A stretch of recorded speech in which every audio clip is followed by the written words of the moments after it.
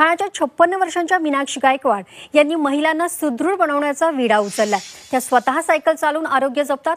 इतकंच नाही तर इतर महिलांना त्यासाठी प्रशिक्षणही देतात।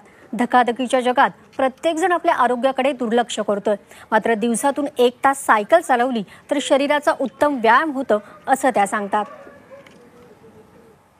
खूप आनंद मिळतो। निसर्गाच्या सानिध्यात आपण बाहेर पडतो सायकलच्या निमित्ताने।